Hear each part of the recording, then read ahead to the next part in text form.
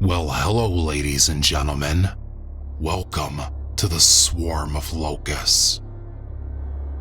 With today's episode, we're going to take this deep within the darkness, an inch closer to solving the mystery and death of poor Timmy O'Brien. With me today are Nightmare Files, Dark Owl Stories, Fear Deer, and my 2-year-old son makes his first cameo appearance. He was a natural. I'm pretty sure he's gonna kick old Locust to the curb and take over this channel. No, in all seriousness, do check out all 3 channels. Also, be sure to stab that like button, subscribe if you're new here, and hit that bell so you don't miss any uploads. So, with all of that out of the way, let's dive right in, shall we? The case only got stranger from where we left off. Like I said before, there were only 12 people on that bus. 10 passengers, 1 victim, and 1 bus driver. The first 2 people that we interviewed swore that there were 13 people on that bus.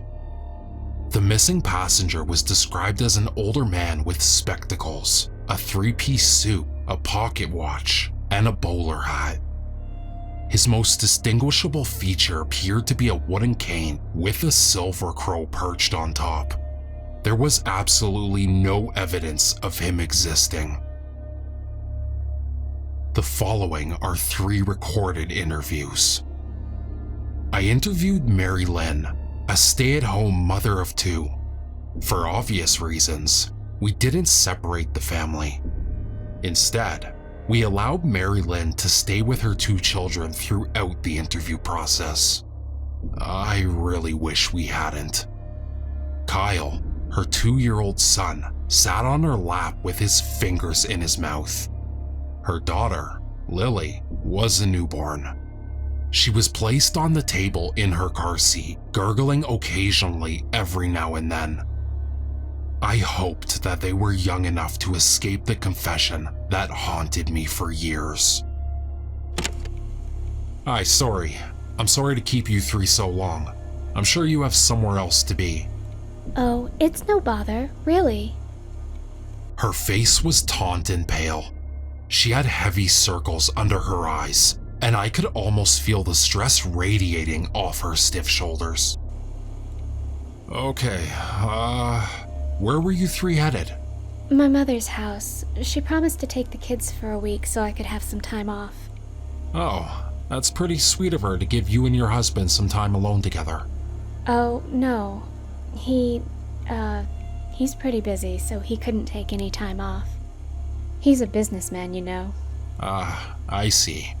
When we decided to have kids, we decided that I should quit my job and take care of them, like his mother did with him and his brother. A stable family, you know? A traditional family. Some people are like that. Don't get me wrong, I love my children, but some time off would really help me. I noticed that her shirt was stained with baby food. She looked like she hadn't had a proper night's sleep in years. Oh, of course. So, let me get this straight. You were on the bus to your mother's house when it happened? Yes, you could say that. Okay.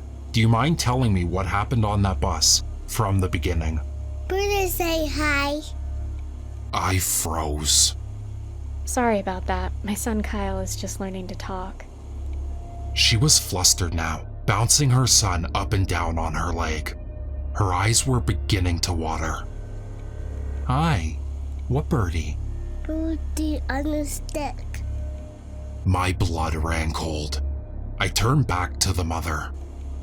Ma'am, is your son referring to a cane? Perhaps a wooden cane with a silver crow on top? He told me I was a bad mother. Who told you that? The man with the cane. He said he knew what I was about to do, and I was a bad mother. It's okay, miss. I'm sure...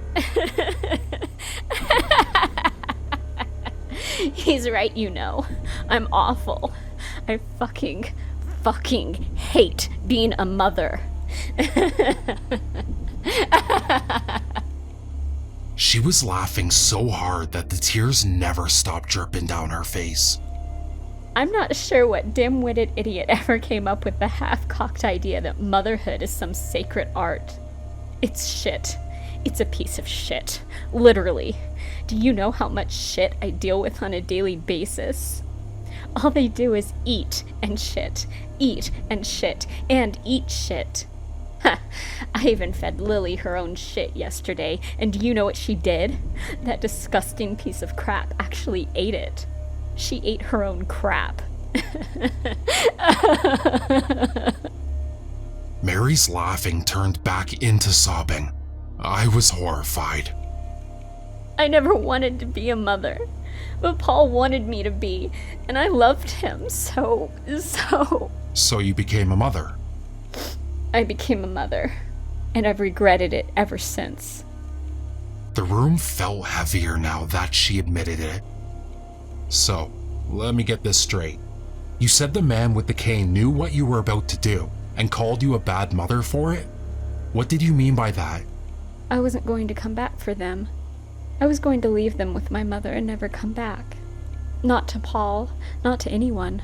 I was just going to run away from it all. I had to put down the swell of anger that had risen in my chest. My daughter died when she was 11 years old. Cancer, they said. It's what drove my wife into my brother's arms, but I could never, not for 1 second, imagine leaving my little girl and never coming back. So you were just gonna leave them, and the man with the cane knew this somehow? Listen, you need to tell me what happened. Open to say hi. The man with the cane. He was sitting on my left, across from the aisle. He told me that he knew what I was going to do. He called me despicable. He said I was a bad mother. A horrible mother. He told me I could never be forgiven. Not unless I paid a penance. Lily, the newborn, woke up, gurgling incoherently. Mary sighed, looking dismayed. She rocked the car seat lightly, lulling her back to sleep as her son clung to her matted hair.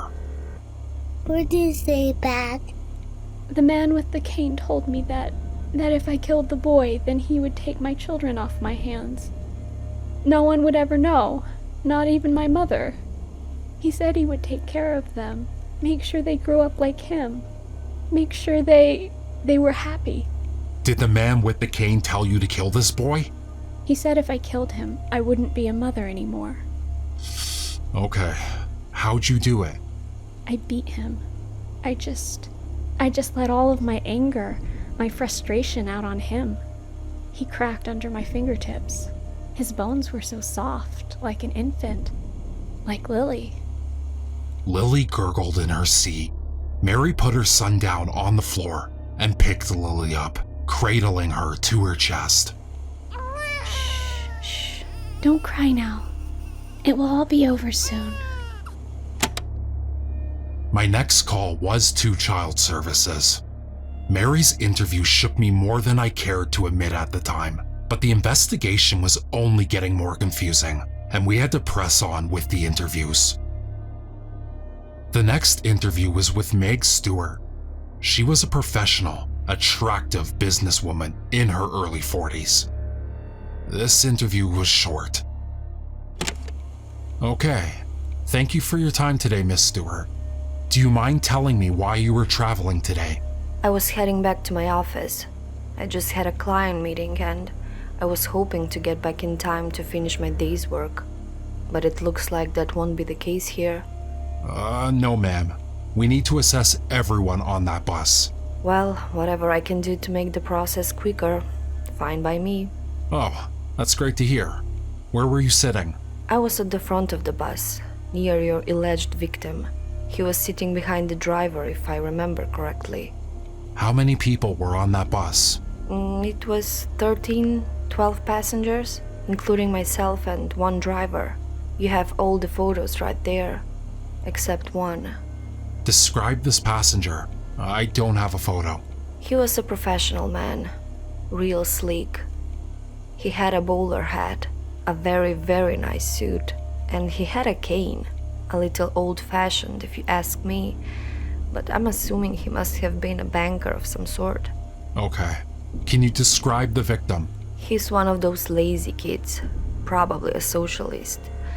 Yes, he must have been a lazy socialist. A fucking millennial. You know how they are. And you know this how? Well, the man with the cane told me he saw the kid begging for money on the street, which is ridiculous because he was clearly well cared for. He had an iPhone, for God's sake. He was just a lazy drain on society who wanted hard-working people like me to pay for him to sit on his lazy ass all day. Did you kill him because of this? No, of course not. I killed him because he stole from me. He stole from you? The man with the cane said that he saw the boy stealing my wristwatch. It's expensive, you know. It cost me $1,440. And here this lazy, no-good boy thought he could steal from me? It's a shame. He must have had an awful upbringing. Ma'am, is that the watch you were referring to? As I pointed to the watch on her wrist. Oh. Her face took on a dreamy-like expression, her vacant eyes staring off into space. No, I'm not wearing a watch. He stole the watch. She claims she wasn't wearing a watch currently, and I must have been seeing things. The rest of the interview was spent with her telling me how she crushed his nuts between her fingertips and choked him with her bare hands. The next interview was Patrick Brown. He was a severely obese, middle-aged man. First off, Patrick, thank you for coming today. Can you tell me if there was anyone else on that bus? Yeah, you're missing one. A man with a bowler hat. He had a cane too, if I can remember. Maybe a crow or a raven was on it, but I'm not too sure. Right, of course. Hey man, do you think we can speed this process up a little bit? I've got to get back home. No, I'm sorry. We need to get all of our facts straight before we can let anyone leave. Alright, let's get on with it. Can you tell me where you were heading today? I just told you, home. The seat groaned under his weight. Where were you sitting on that bus? I was sitting near the back of the bus. Wait, you don't mind if I eat, do you? Your officers wouldn't let me eat in the holding cell, you know. Real characters, for sure. We have those rules for a reason. But please, go ahead. I hate going so long without food. It always makes me cranky. Were you cranky on the bus then? Is that why you killed him? No, not quite. I killed him because he looked tasty. I was shocked. I expected denial, a breakdown, remorse. Not this. I'm sorry, what? Well, the man with the cane, you know, the one you don't have a photo of, well, he asked me if I'd ever eaten human flesh before. Have you? What? No, man, no, of course not. Well, not until today. But when I told the man that I haven't eaten human flesh, he told me I should. He said he's a culinary expert, you know, a real foodie type of guy. He told me how human flesh tastes. Oh, how it tastes. He told me about the juicy filling breasts have, the tender muscles athletes build, and how creamy the skin of infants are. He described the way the veins pop in your mouth, sending blood dribbling down your chin, like a medium rare burger or a nicely cooked steak. Oh man, I love steak. Do you think we can order one now?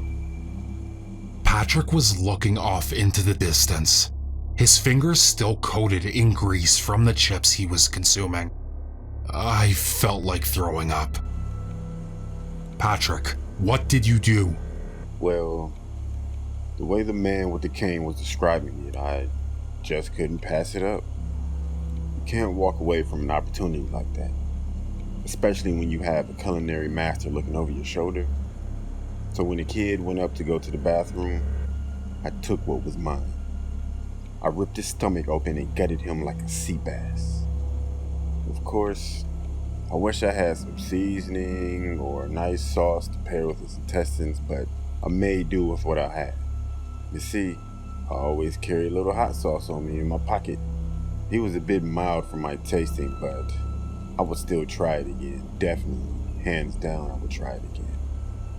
I just wish I could thank the man in the hat for opening my eyes to this whole new world. But he disappeared soon after I took the intestines out. He just told me that he would wait for me once I was done eating.